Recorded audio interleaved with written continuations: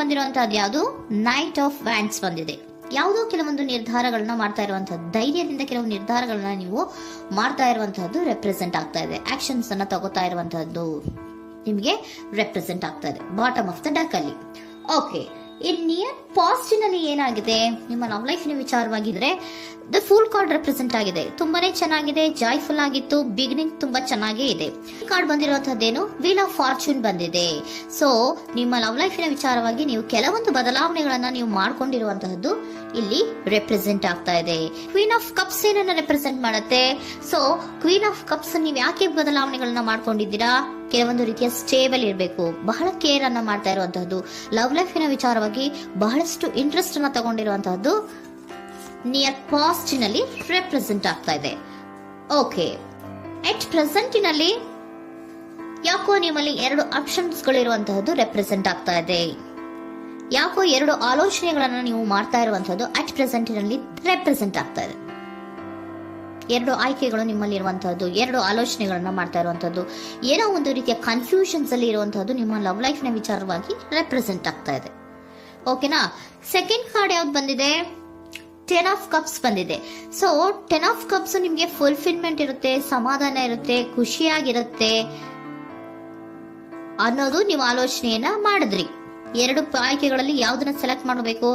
Select ಅನ್ನ ಮಾಡ್ಕೊಂಡ್ರೆ ನನಗೆ ಖುಷಿಯಾಗಿರುತ್ತೆ, ಸಮಾಧಾನ ಆಗುತ್ತೆ ಅನ್ನೋಂತ ಯೋಚನೆಯನ್ನ ಒಂದು ಸಾರಿ ಮಾಡಿದ್ರೆ, ಇದರ ಮತ್ತೊಂದು ಸಾರಿ ನೀವೇನ್ ಅನ್ಕೋತೀರಾ? ಏನಾದ್ರು ನನಗೆ ಇದರಿಂದ ಮೋಸ ಆಗುತ್ತಾ, ಅಥವಾ ಇದರಿಂದ ನನಗೇನಾದ್ರು ತೊಂದರೆ ಆಗುತ್ತಾ, ನನ್ನನ್ನು ನಾನು ರಕ್ಷಣೆ ಮಾಡ್ಕೋಬೇಕಾಗತ್ತಾ ಅನ್ನೋಂತಹ ಆಲೋಚನೆಯನ್ನು ಕೂಡ ನೀವು ಮಾಡುವಂತದ್ದು ರೆಪ್ರೆಸೆಂಟ್ ಆಗ್ತಾ ಇದೆ. ಯಾಕೋ ನಿಮ್ಮಲ್ಲಿ ಸಮಾಧಾನ ಇಲ್ಲ, ಕನ್ಫ್ಯೂಷನ್ಸ್ ಇದೆ, 2 ಆಯ್ಕೆಗಳು, ಯಾವ ನಿರ್ಧಾರವನ್ನ ಮಾಡಬೇಕು ಗೊತ್ತಾಗ್ತಿಲ್ಲ. ಸೊ ಅದಕ್ಕೆ ನೋಡಿ, ನೀವು ಬೇಜಾರಿನಿಂದ ಮೂವಿಂಗ್ ಆನ್, ಬದಲಾವಣೆ ಆಗ್ತಾ ಇರುವಂತಹದ್ದು ರೆಪ್ರೆಸೆಂಟ್ ಆಗ್ತಾ ಇದೆ. ಚೇಂಜಸ್ ಅನ್ನ ಮಾಡ್ಕೋತಾ ಇರುವಂತಹದ್ದು ಇಲ್ಲಿ ಪ್ರೆಸೆಂಟಿನಲ್ಲಿ ರೆಪ್ರೆಸೆಂಟ್ ಆಗ್ತಾ ಇದೆ. ಯಾಕೋ ಬೇಜಾರಿನಿಂದ ಕೆಲವೊಂದು ರೀತಿಯ ಬದಲಾವಣೆಗಳನ್ನ ನೀವು ಮಾಡ್ಕೋತಾ ಇರುವಂತಹದ್ದು 6 ಆಫ್ ಸೋರ್ಟ್ಸ್ ಅಲ್ಲಿ ರೆಪ್ರೆಸೆಂಟ್ ಆಗ್ತಾ ಇದೆ. ನೀವು ಈ 6 ಆಫ್ ಸೋರ್ಟ್ಸ್ ಮತ್ತೆ ಏನನ್ನ ರೆಪ್ರೆಸೆಂಟ್ ಮಾಡುತ್ತೆ ಅಂದ್ರೆ, ನಾನು ಲವ್ ಲೈಫಿನ ವಿಚಾರವಾಗಿ ಒಂದು ಬೆಟರ್ ಆಪ್ಷನ್ಸ್ ಅನ್ನ ಸೆಲೆಕ್ಟ್ ಮಾಡ್ಕೋಬೇಕು ಅನ್ನುವಂತಹ ಆಲೋಚನೆಯನ್ನ ಮಾಡ್ತಾ ಇರುವಂತಹದ್ದು ರೆಪ್ರೆಸೆಂಟ್ ಆಗ್ತಾ ಇದೆ. ಓಕೆನಾ? ನೀವೇನಂದ್ರೆ ಅಟ್ ಪ್ರೆಸೆಂಟಿನಲ್ಲಿ ನಿಮ್ಮ ಲವ್ ಲೈಫಿನ ವಿಚಾರವಾಗಿ ಬೆಟರ್ ಆಪ್ಷನ್ ಬಗ್ಗೆ ಯೋಚನೆಯನ್ನ ಮಾಡ್ತಾ ಇರುವಂತಹದ್ದು, ಅದರ ಬಗ್ಗೆ ಸ್ವಲ್ಪ ಕನ್ಫ್ಯೂಷನ್ ಅಲ್ಲಿ ಇರುವಂತಹದ್ದು ಅಟ್ ಪ್ರೆಸೆಂಟಿನಲ್ಲಿ ರೆಪ್ರೆಸೆಂಟ್ ಆಗ್ತಾ ಇದೆ. ಬಟ್ ನಿಯರ್ ಫ್ಯೂಚರಿನಲ್ಲಿ ಏನಿದೆ? 3 ಆಫ್ ಸೋರ್ಟ್ಸ್ ಇದೆ. ಕೆಲವೊಂದು ರೀತಿಯ ಬೇಜಾರುಗಳಿರುವಂತಹದ್ದು, ನೋವುಗಳಿರುವಂತಹದ್ದು, ಕೆಲವೊಬ್ರು ಅಳ್ತಾ ಇರುವಂತಹದ್ದು, ಭಾವನಾತ್ಮಕವಾಗಿ ತುಂಬಾ ಫೀಲ್ ಅನ್ನ ಮಾಡ್ತಾ ಇರುವಂತಹದ್ದು ನಿಮ್ಗೆ ರೆಪ್ರೆಸೆಂಟ್ ಆಗ್ತಾ ಇದೆ. ಯಾಕೆ ನಿಮಗೆ ಆ ತರ ಆಗತ್ತೆ ಅಂತ ಅಂದ್ರೆ, ಡೆವಿಲ್ ಕಾರ್ಡ್ ರೆಪ್ರೆಸೆಂಟ್ ಆಗಿದೆ. ಸೊ ಡೆವಿಲ್ ಕಾರ್ಡ್ ಏನನ್ನ ಹೇಳುತ್ತೆ? ಅಡಿಕ್ಷನ್ಸ್ ಅನ್ನ ಹೇಳುತ್ತೆ. ತುಂಬಾ ಯೋಚನೆಯನ್ನ ಮಾಡುವಂತಹದ್ದು, ಮೇಲಿಂದ ಮೇಲೆ ನೀವು ಒಂದನ್ನೇ ನೀವು ಯೋಚನೆ ಮಾಡ್ತಾ ಇದ್ರೆ ನಿಮ್ಗೆ ಅಲ್ಲಾಗುವಂತದ್ದೇನು? ನೋವುಗಳೇ ಅಲ್ಲಾಗುವಂತಹದ್ದು. ಸೊ ಯಾತಕ್ಕೆ ಅಂದ್ರೆ ನಿಮ್ಮಿಬ್ಬರ ಮಧ್ಯೆ ಕೆಲವೊಂದು ರೀತಿಯ ಘರ್ಷಣೆಗಳಿರುವಂತಹದ್ದು ರೆಪ್ರೆಸೆಂಟ್ ಆಗ್ತಾ ಇದೆ. ಕೆಲವೊಂದು ರೀತಿಯ ಮನಸ್ಸು ಒಂದೇ ತರ ಆಲೋಚನೆಯನ್ನ ಮಾಡ್ತಾ ಇಲ್ಲ. ಒಂದ್ಸರಿ ಆ ತರ ಯೋಚನೆ ಮಾಡ್ತೀರಾ, ಒಂದ್ಸರಿ ಈ ತರ ಯೋಚನೆ ಮಾಡ್ತೀರಾ, ಕನ್ಫ್ಯೂಷನ್ ಅಲ್ಲಿ ಇರ್ತೀರಾ, ಏನ್ ಮಾಡ್ಬೇಕು ಗೊತ್ತಾಗಲ್ಲ. ಸೊ ಅದಕ್ಕೆ ನಿಮ್ಗೆ ಬೇಜಾರು, ನೋವು ಇರೋಂತಹದ್ದು.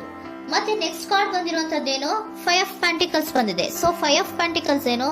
ತುಂಬಾ ಇದು ಕೂಡ ತುಂಬಾ ಬೇಜಾರಿನಲ್ಲೇ ಇರುವಂತಹದ್ದು, ಫೀಲಿಂಗ್ ಲೆಫ್ಟ್ ಔಟ್ ಆಗ್ತಾ ಇರುವಂತಹದ್ದು, ರೀತಿಯ ಒಂದು ಬ್ಯಾಡ್ ಸಿಚುಯೇಷನ್ ಅಲ್ಲಿ ಇರುವಂತಹದ್ದು, ಅಂದ್ರೆ ಯಾವಾಗ್ಲೂ ನೋವು ಪಡ್ತಾ ಇರುವಂತಹದ್ದು, ಯಾವಾಗ್ಲೂ ಯೋಚನೆ ಮಾಡ್ತಾ ಇರುವಂತಹದ್ದು, ಇಮಿಡಿಯೇಟ್ ಫ್ಯೂಚರಿನಲ್ಲಿ ಈ ರೀತಿ ರೆಪ್ರೆಸೆಂಟ್ ಓಕೆನಾ? ಸೊ ದ ಮೂನ್ ಕಾರ್ಡ್ ಏನನ್ನ ರೆಪ್ರೆಸೆಂಟ್ ಮಾಡುತ್ತೆ ಅಂದ್ರೆ, ರಿಯಾಲಿಟಿಯ ಕಡೆಗೆ ಹೆಚ್ಚು ಗಮನ ಕೊಡದೇ ಇರುವಂತಹದನ್ನ ರೆಪ್ರೆಸೆಂಟ್ ಮಾಡುತ್ತೆ. ಓಕೆನಾ? ಇದಿಷ್ಟು ನಿಮ್ಮ ಸ್ವಂತಿನ love reading. Next angel guidance ನಿಮ್ಗೆ ಏನ್ ಕೊಡ್ತಾರೆ ಅನ್ನೋದನ್ನ ನೋಡೋಣ. ನೋ ಅನ್ನೋಂತ ಆನ್ಸರ್ ಅನ್ನ ಕೊಡ್ತಾ ಇದ್ದಾರೆ. So no, not the right time. ನೀವೇನು ಕೂಡ ಈ ಕನ್ಫ್ಯೂಷನ್ ಅಲ್ಲಿ ಇದ್ದಾಗ ಯಾವುದೇ ರೀತಿಯ ಡಿಸಿಷನ್ಸ್ ನ ಮಾಡೋದಕ್ಕೆ ಇದು ಕರೆಕ್ಟ್ ಆಗಿರುವಂತಹ ಟೈಮು ಅಲ್ಲ.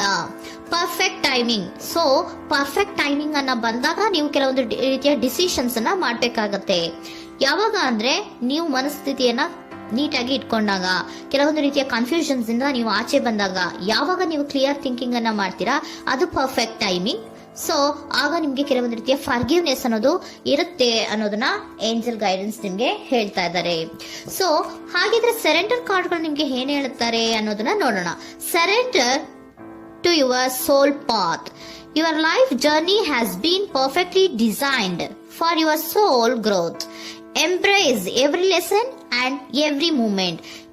ನಮ್ಮ ಜೀವನದಲ್ಲಿ ಬರುವಂತಹ ಎಲ್ಲಾ ಕೆಲವೊಂದು ಮೂಮೆಂಟ್ಗಳನ್ನ ನಾವು ಪರ್ಫೆಕ್ಟ್ ಆಗಿ ದೇವರು ಡಿಸೈನ್ ಮಾಡಿರ್ತಾರೆ. ಅದಂದ್ರೆ ನಮ್ಮ ಲೈಫಿನಲ್ಲಿ ಏನೇನ್ ಆಗ್ಬೇಕು ಅನ್ನೋದನ್ನ ಮುಂಚೆಯೇ ದೇವರು ಬರ್ದಿರ್ತಾರೆ. ಸೊ ಅದು ಹಾಗೆಯೇ ನಡೀತಾ ಇರುತ್ತೆ. ಓಕೆನಾ? ನಾವು ನಮ್ಮ ಲೈಫ್ ನಲ್ಲಿ ಬರುವಂತಹ ಪ್ರತಿಯೊಂದು ಲೆಸನ್ಸ್ ಅಥವಾ ಪಾಠಗಳೇನಿರುತ್ತೋ ಅಥವಾ ನಾವು ಏನನ್ನ ನಮ್ಮ ಜೀವನದಲ್ಲಿ ಬರ್ತಾ ಇರುತ್ತೋ ಅದು ಒಂದು ನಮಗೆ ನಮ್ಮ ಲೈಫಿನಲ್ಲಿ ಒಂದು ಲೆಸನ್ ತರ. ಸೊ ಅದನ್ನ ನಾವು ಎವ್ರಿ ಮೂಮೆಂಟ್ ಅನ್ನ ಕೂಡ ನಾವು ಎಂಬ್ರೇಸ್ ಸ್ವೀಕರಿಸಬೇಕು. ಯಾವಾಗ್ಲೂ ಕೂಡ ಅದನ್ನು ಸ್ವೀಕರಿಸಿಕೊಂಡು ಮುಂದೆ ಮುಂದೆ ಹೋಗ್ತಾ ಇರಬೇಕು. ಪ್ರತಿ ನಿಮಿಷವೂ ಕೂಡ ಒಂದೊಂದು ರೀತಿಯ ನಮಗೆ ಪಾಠ ಇದ್ದ ಹಾಗೆ ಅಂತ ಹೇಳ್ತಾ ಇದ್ದಾರೆ. Surrender unhealthy relationship. Surrender unhealthy relationship. Let go a relationship that don't serve you, including unavailable or toxic people. You deserve to be treasured by others and to be surrounded by positive people. Unhealthy relationship ನ ಕಡೆಗೆ ಹೆಚ್ಚು ಗಮನವನ್ನ ಕೊಡಬೇಡಿ. ಈ toxic people ನ ಕಡೆಗೆ ಹೆಚ್ಚು ಗಮನವನ್ನ ಕೊಡಬಾರ್ದು. So ಯಾವಾಗ್ಲೂ ನಾವು ಪಾಸಿಟಿವ್ ಆಗಿ ಥಿಂಕ್ ಮಾಡುವಂತಹ, ಪಾಸಿಟಿವ್ ಆಗಿ ಆಲೋಚನೆ ಮಾಡುವಂತಹ ಜನಗಳ ಜೊತೆಯಲ್ಲಿಯೇ ನಾವು ಹೆಚ್ಚು ಇರಬೇಕು ಅನ್ನೋದನ್ನ ನಿಮ್ಗೆ ಸರೆಂಡರ್ ಕಾರ್ಡ್ ಹೇಳ್ತಾ ಇದೆ.